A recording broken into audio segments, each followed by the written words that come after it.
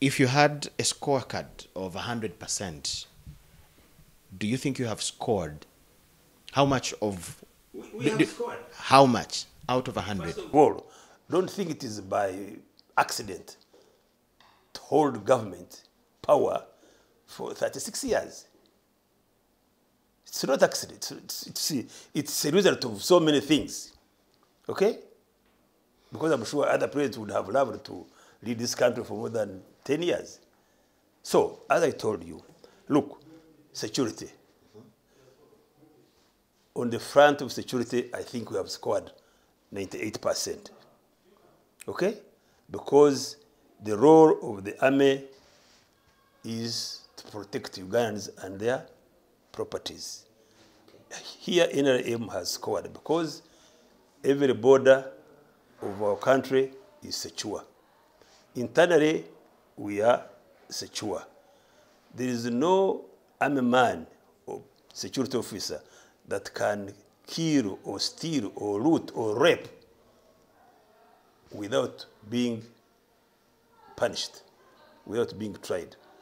And so those who do such, we have scored. And then security has created peace.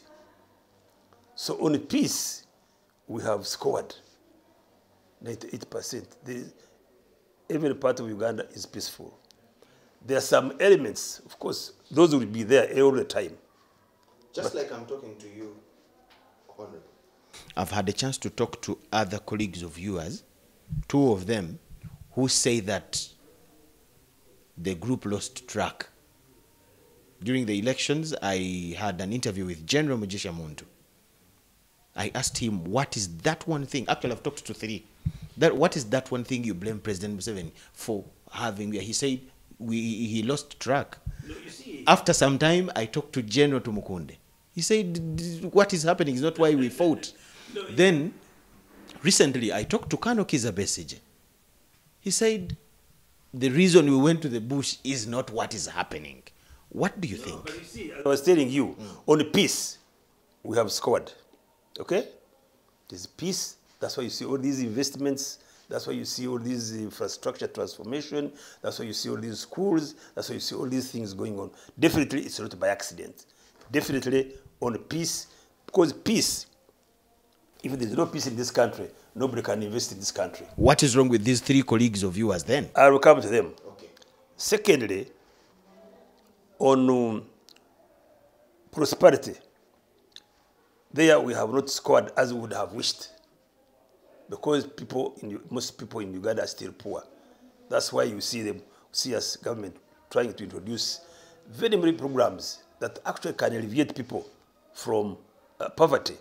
There are some people who are rich, who are industrialists, who are good businessmen, but most of the people in the country are still poor. That's why we are pushing all these programs, the Myoga Group, the parish models, the Bona Bagagawale.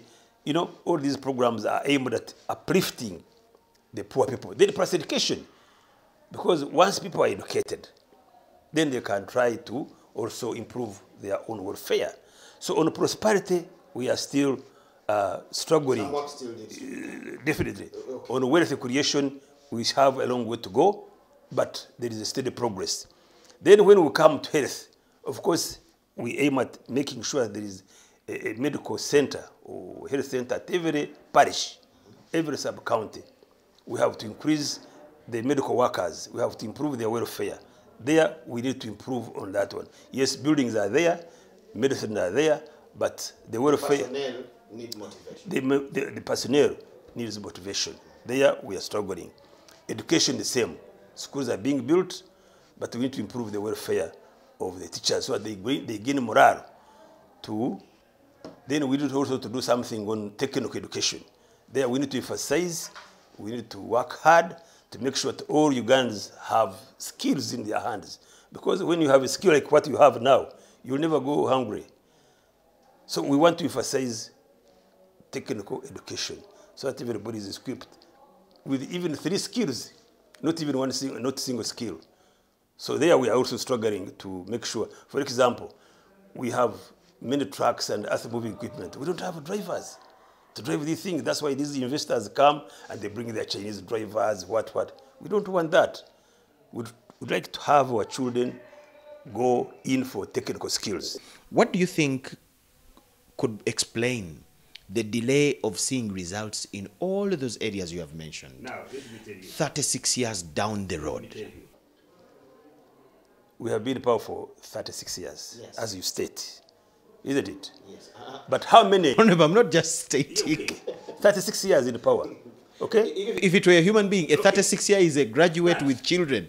How many insurgencies have we fought in this country? How long did it take? Do you count that when we were fighting Kony for 20 years? Do you count that at 36 years? The funds, the resources that went to fight Kony in the north, those resources could have maybe proved this is what we're talking about. ADF, how many years have been fighting ADF? So many years. So the resources that went to fight ADF to bring peace to Uganda, the resources that went to fight these insurgencies, Is what we lost not to be spent on schools and everything. actually, that is common sense.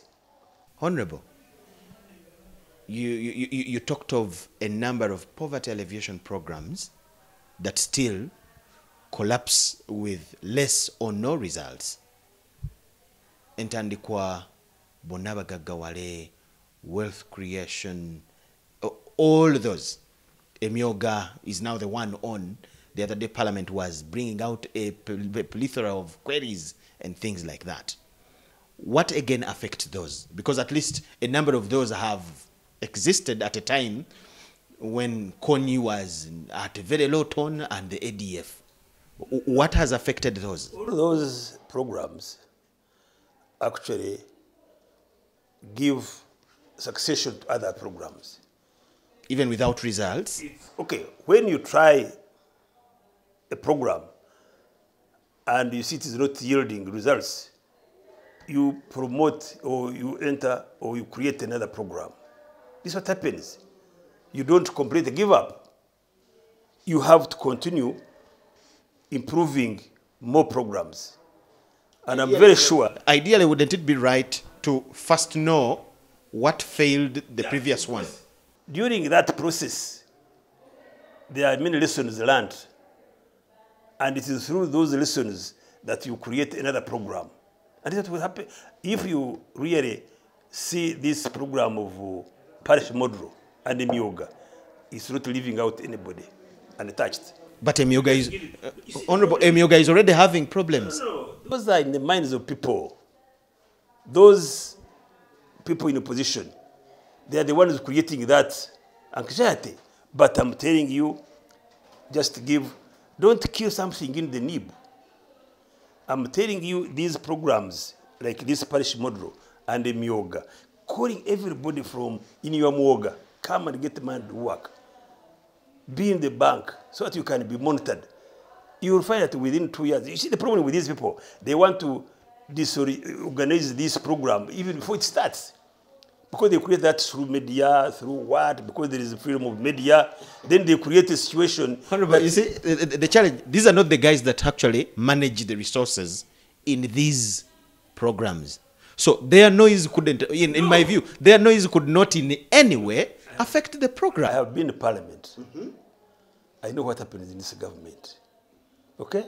This noise you see creates chaos, even in those who are organizing the Nani. Because the other day, Honorable, the minister in charge of microfinance was arresting people for having stolen this money. This money is available to groups. But not only the groups.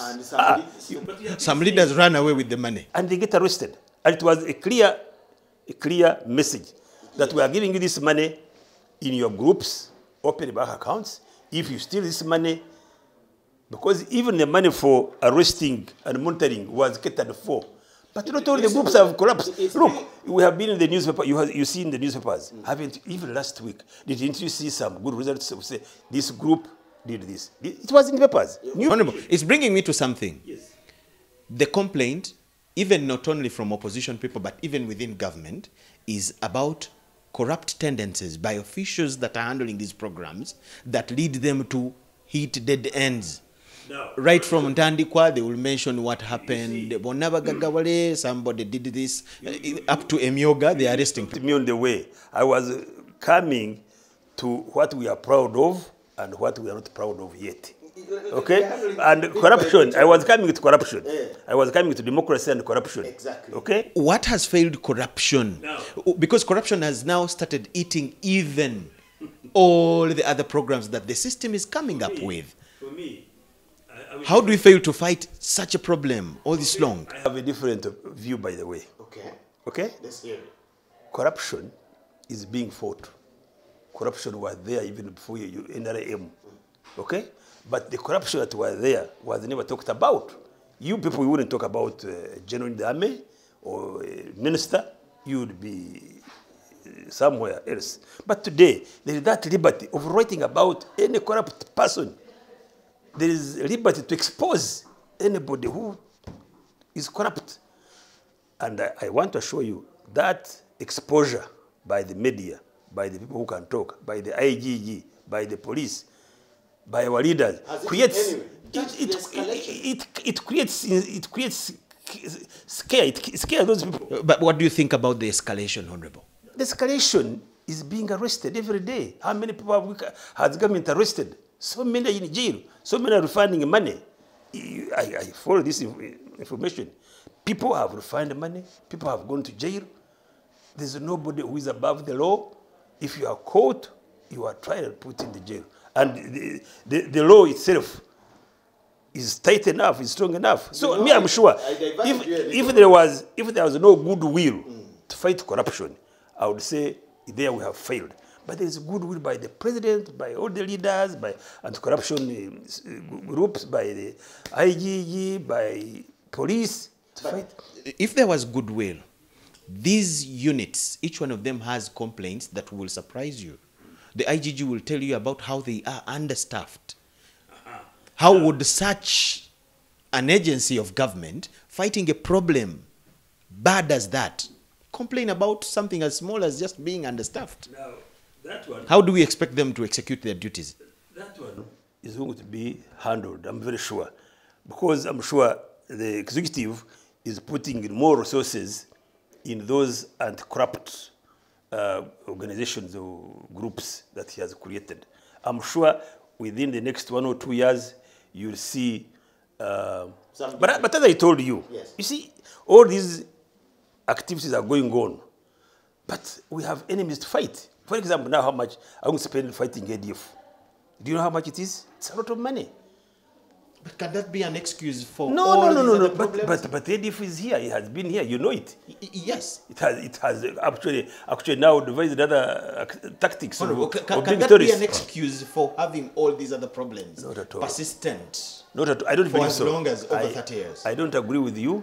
And I don't believe that one is an excuse. But you should know that the budget would have come to improve on anti-corruption tactics or methods or strategies. That would improve the welfare of doctors, the teachers, train these people in these skills. Is spent on this. Honorable, I diverted you a little, yes. But I had asked you, actually I will connect it here. How do you feel that your colleagues from the Bush War, General Montu, General Tumukunde, Kano Besigye, they feel you guys are astray? Are they wrong? What do you think? Let me tell you, in the struggle in the world, and in the struggle that have existed, all this is expected. The struggle is like... is it them that are astray or you? Yes, it is them who are astray.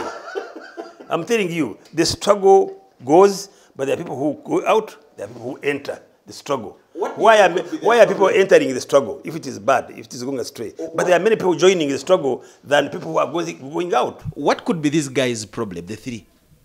I think it's ambition. They want to take over power. They want to be presidents. It's ambition. Don't think that...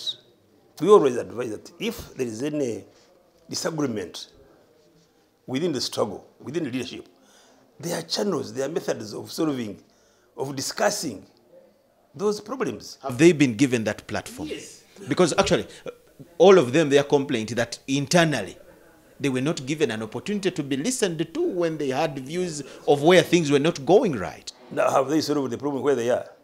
They can't.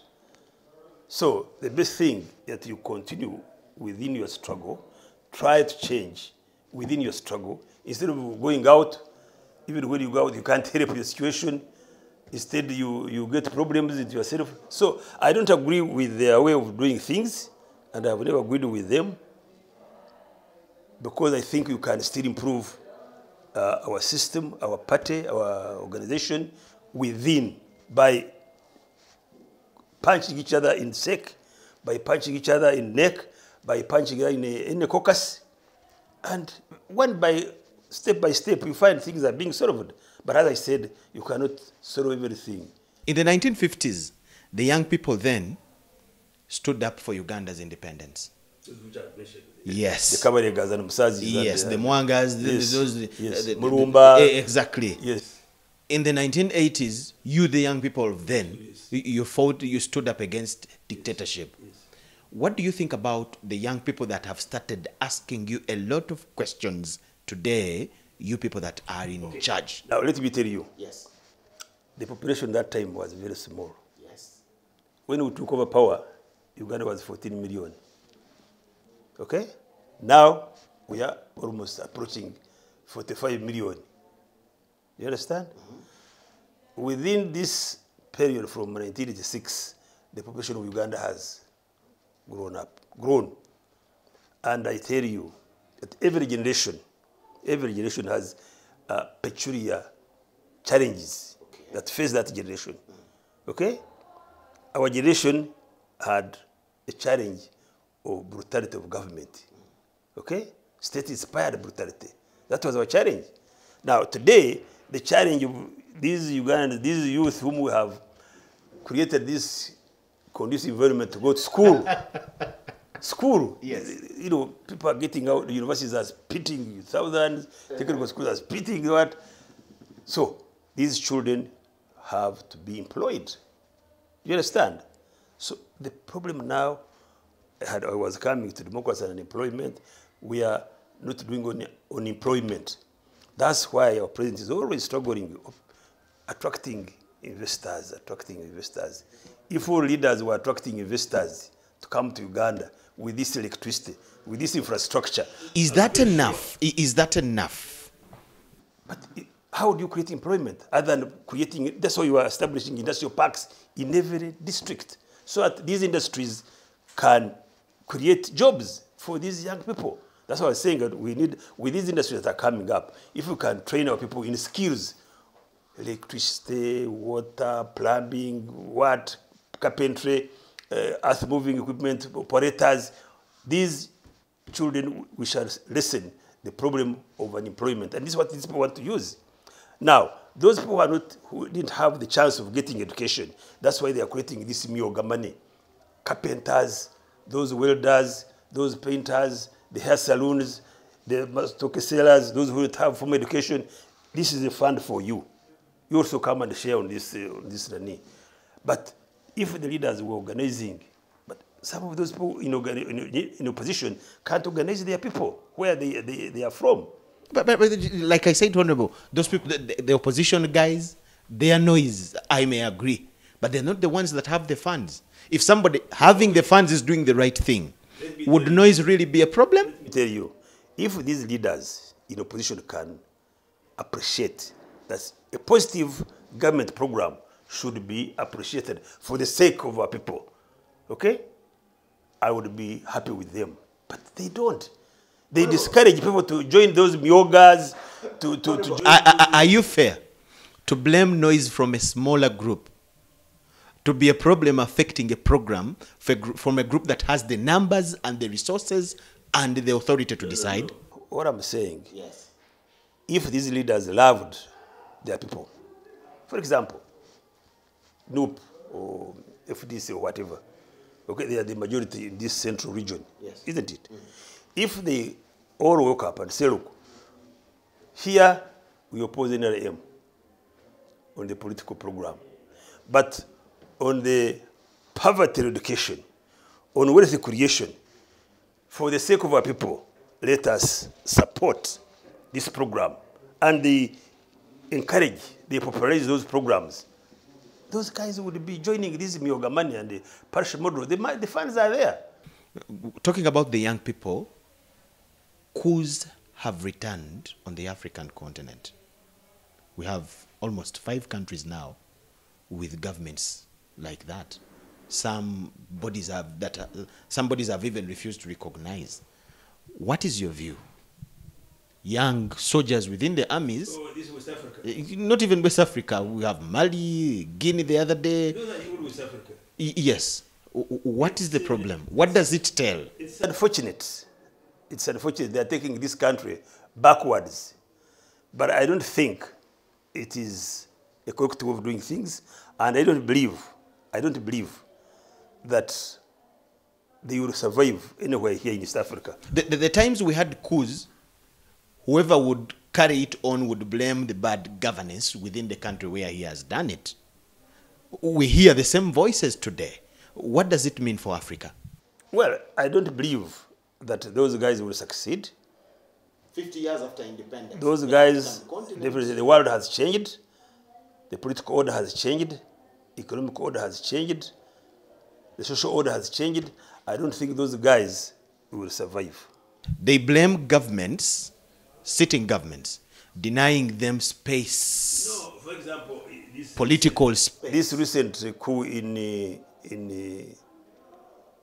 Burkina Faso, Yes. they were blaming the leader for failing to contain insurgency. That's what I saw they were blaming. That they were, I think those ICCO people, that's what they saw. What can Africa do to stop this? Because you can see, it needs Because it's a new wave now. Strong leadership, like the NRM has provided this country. I'm telling you, if we had weaker leadership, Yeah. Kony would be here, Edif would be here.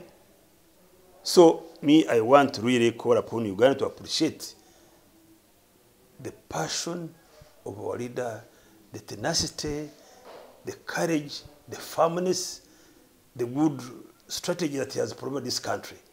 Because I want to tell you, with these insurgencies that have been disturbing this country, if it was not for his strong leadership, Uganda would be in chaos like those countries they talk about. So we should appreciate really the contribution of our president.